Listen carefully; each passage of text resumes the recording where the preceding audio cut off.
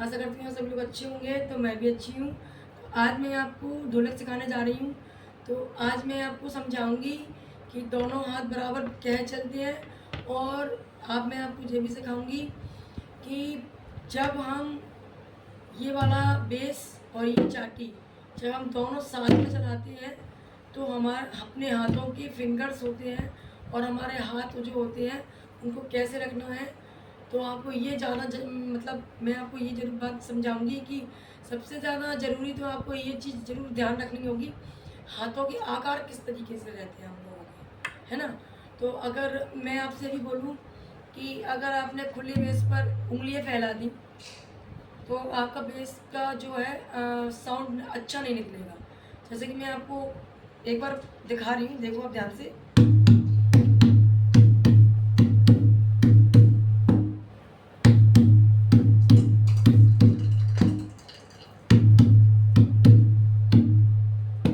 ठीक है, यहाँ हमें अपनी फिंगर्स ऐसे चिपका कर रखनी है। तो मैं आपको ध्यान से देखना, जो खुला बेस है उस पर मैं ऐसे करके हाथ को रखना है। देखिए ध्यान से फिंगर को, एक दो चिपका कर ही रखना है, एक दो तीन, एक दो तीन, एक दो तीन, एक दो तीन, एक दो तीन। मैंने अभी आपको धीरे से दिखाया कि खुली उंगलियों पर जो बेस निकल रहा था वो कैसा निकल रहा था, तो आपको समझ में आ रहा होगा कि आपको मैं एक बार और दिखा रही हूँ, देखना।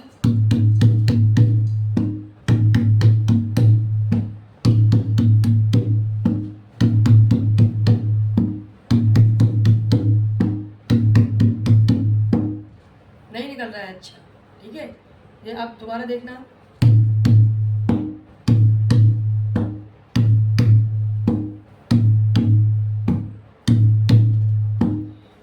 और मैं आपको एक बात बताना चाहती हूँ, जब हम खुले बेस पर मारते हैं तो हमें सिर्फ इतने ही हाथ का इस्तेमाल करना है, हथेली तक नहीं ले जाना है नीचे, सिर्फ इतना ही इस्तेमाल करना।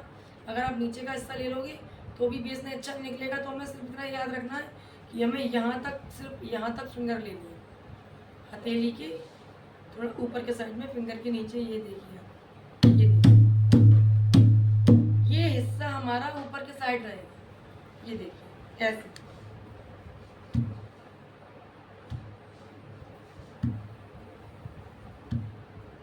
ठीक है। ये देखिए, जब हम यहाँ दो बार मारेंगे, एक दो तीन, हल्के हाथ से उंगलियों को ऐसे रखनी है, हाथ को ऐसे एक कटोरी वाला आकार देना है। ये देखिए ध्यान से, ये देखिए ऐसे करके हल्के हाथ से, एक दो तीन, एक दो तीन, एक दो तीन, एक दो तीन। मैं आपको ये बताऊंगी चाटी पर, मैंने आपको पहले भी बताया है कि हमें ऊपर से नीचे के साइड लाना है, ठीक है। ये देखिए, एक दो, एक दो, एक दो, एक दो, एक दो, एक दो, एक दो, एक। मैं आपको एक बात और बताना चाहती हूँ, जैसे कि हमने ये उंगलियां यहाँ रखी ऊपर के साइड, तो यहाँ से हमें ये तीन फिंगर उठाकर ये एक लेना है, ठीक है। ये देखिए ध्यान से, एक दो तीन चार पाँच छः सात आठ नौ दस, एक दो तीन चार पाँच छः सात आठ नौ दस। तो आप देखना ध्यान से, एक दो, तीन उंगलियां ऊपर रहेंगी, एक उंगली नीचे रहेगी। ये देखना, एक दो, एक दो तीन चार पाँच छः सात आठ नौ दस। ये आपको ध्यान रखनी है। जैसे कि हम और भी भजनों पर बनाते हैं, ढोलक बजाते हैं, कीर्तनों पर बजाते हैं, तो वो इसी उंगलियों को हम फास्ट कर देते हैं, है ना। तो हमारा राउंड तो यही रहता है, आपको मैं समझा रही हूँ, एक दो तीन चार पाँच छः सात आठ नौ दस, ठीक है। लेकिन इन्हीं को जब हम फास्ट कर देते हैं तो उसका बेस निकलता है, उसको बोलते हैं कि हम ढोलक बजा रहे हैं और ढोलक बजाना सीख चुके हैं। तो आप ध्यान से देखना, एक दो तीन चार पाँच छः सात आठ नौ दस, एक दो तीन चार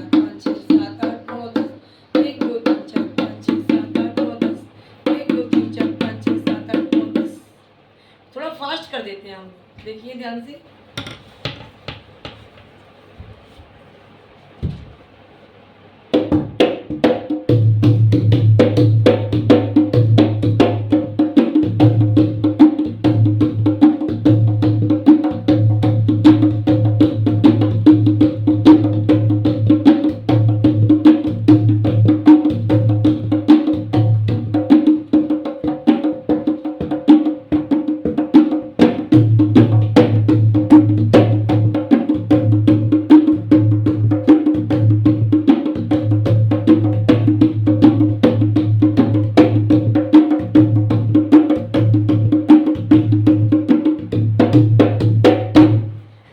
जैसे कि मैंने आपको भी बजा कर दिखाया, उसमें तो काफ़ी ताल और काफ़ी उसमें जो मैंने आपको बताया पहली बार में कि यहाँ जिसको बजाना नहीं आती है उसके लिए तो ये भाई बहुत डिफ़िकल्ट रहेगी।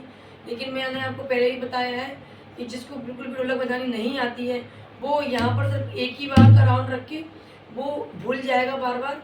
आप लोग भूल जाओगे, 1 2 3 ये भूल जाओगे आप। तो आपको एक ही बार का रखना है, 1 2 1 2 1 2 1 2 1 2 1 2 1 2 खुले बेस का इस्तेमाल करना। बंद बेस का जब तक नहीं करना, जब तक आपको नहीं बजानी आ रही है आप खुले बेस का इस्तेमाल करें। इस टाइप से 1 2 3 4 5 1 2 3 4 5 1 2 3 4 5 1 2 3 4 5 1 2 3 4 5। इस तरीके से आप अच्छे से दोनों हाथ मेल्ट कर पाओगे, अच्छे से सीख पाओगे, अच्छे से बजा पाओगे। तो आप ध्यान से देखना।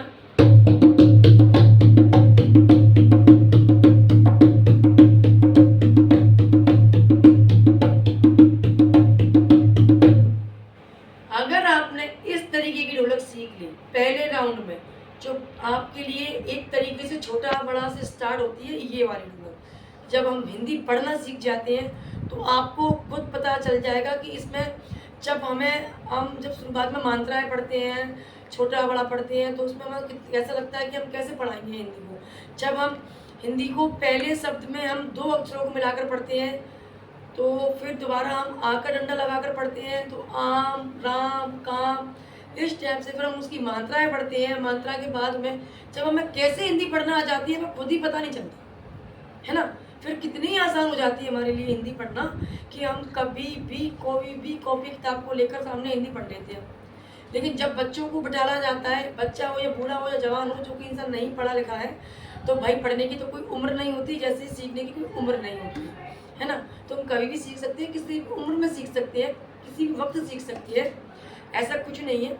लेकिन मैं आपको ये जरूर बताऊंगी कि जब हम उम्र कोई भी हो, लेकिन अगर आप बुजुर्ग होकर पढ़ना सीखोगे तो आप छोटा बड़ा से ही सीखोगे, डायरेक्टली तो आप हिंदी पढ़ना नहीं सीखोगे ना।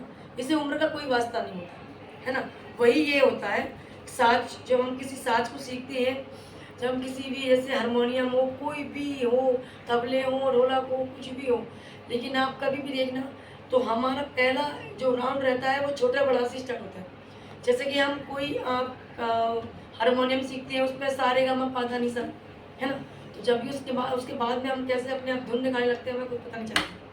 तो वही है ये ढोलक का, जो मात्राएं जो होती हैं ढोलक की यही होती हैं। जैसे कि मैं अभी आपको बता रही थी 1 2 3 4, जैसे कि यहाँ हमारा 3 का रहता है 1 2 3 1 2 3 1 2 3 1 2 3 1 2 3। तो यहाँ हमारा उधर हमारा 3 का रहेगा, यहाँ हमारा 2 का रहेगा। तो 3 और 2 मिलाकर होते हैं हमारे टोटल 5। तो 3 4 5 3 4 5। देखना 1 2 3 4 5 1 2 3 4 5 1 2 3 4 5 1 2 3 4 5 है ना। तो यही हमारा जो शुरुआत का जो हमारी मात्राएं होती हैं वो हमारी सबसे ज़्यादा आसान यही रहती हैं। इसके बाद में आप जब हाथ चलाना सीख जाओगे तो आपको खुद पता नहीं चलेगा कि आप कितना अच्छा साउंड निकाल रहे हो, कितना अच्छा बेस बजा रहे हो। तो आपको थोड़ा मेहनत तो करनी पड़ेगी। इसलिए मैं आपको यही बात हर वीडियो में समझाती हूँ कि मेहनत का फल मीठा होता है ना। कोई भी ऐसा व्यक्ति नहीं है जिसके लिए कोई भी चीज़ कठिन होती है। भाई अगर मन में डाल लिया है कि सीखना है तो सीख ही जाओगे, ये मैं आपसे गारंटी बोल रही हूँ। तो आज मैं आपके लिए इतनी ही, मैं आपके लिए और दोबारा से और समझाऊंगी और भी तरीका लेकर आऊँगी। तो बने रहिए मेरे चैनल पर। अगर आपको मेरा समझाना और बताना अच्छा लगता है तो प्लीज़ मुझे कमेंट करें और मुझे सब्सक्राइब करें। और अगर आप मुझसे नए जुड़े हो तो प्लीज़ प्लीज़ मुझे बेल आइकन दबाएं, जिससे कि जो मेरी पहली जो वीडियो रहती है वो आपके पास पहुंचेगी। और बस इससे ज़्यादा मैं आपसे क्या बताऊं कि काफ़ी लोग मुझे जब कमेंट करते हैं तो कमेंट में मुझे यही बात लिखते हैं कि मैम हमें दोनों हाथ चलाना नहीं आ रहे हैं, जब हम एक चला रहे हैं तो दोनों एक हाथ भूल जाते हैं। तो मैं जब भी वीडियो बनाती हूँ उन लोगों के लिए ज़रूर बनाती हूँ कि ताकि मेरी हर वीडियो पर जो व्यक्ति बिल्कुल भी नहीं सीखा है या नहीं जानता है उसको मैं थोड़ा सा राउंड ज़रूर बताती हूँ, ताकि वो भी मेरी वीडियो के साथ साथ में आगे बढ़े। तो अगर मैं आपको एक बात और बताना चाहती हूँ कि हमेशा लगन और जज्बा अगर मन में होता है तो भाई इस दुनिया में कुछ भी डिफिकल्ट नहीं है। हम जब छोटे छोटे थे तो अपने नानी के यहाँ डिब्बों से बजाया करते थे। आजकल तो ढोलक भी है, वीडियोस भी चल रही हैं, यूट्यूब पर हम लोग आपको सिखा भी रहे हैं। तो आप अपने घर बैठ के आराम से सीख सकते हो, आपको कहीं जाने की भी ज़रूरत नहीं है। लेकिन उस वक्त जब हम लोगों ने सीखा था तो ना वीडियो थी, ना मोबाइल थे, ना यूट्यूब था। तो सिर्फ हम अपने अनुभव से सीखे, अपने आप सीखे, उल्टे सीधे हाथ चलाए, खुद से देखा कि नहीं यार यहाँ कितनी बार मारने से अच्छा अवेश निकल रहा है या इधर साइड मारने से कितना अच्छा अवेश निकल रहा है। तो उसी से ही हमने ढोलक बजाना सीखी है। तो आप लोग भी मेहनत करिए, ऐसे ही सीखिए और आगे मुझे बताइए कि कहाँ तक सीखा है और क्या चीज़ नहीं आ रही है आपको। तो मैं आपको हर राउंड में हर चीज़ समझाऊंगी। आज के लिए प्लीज़ इतना ही।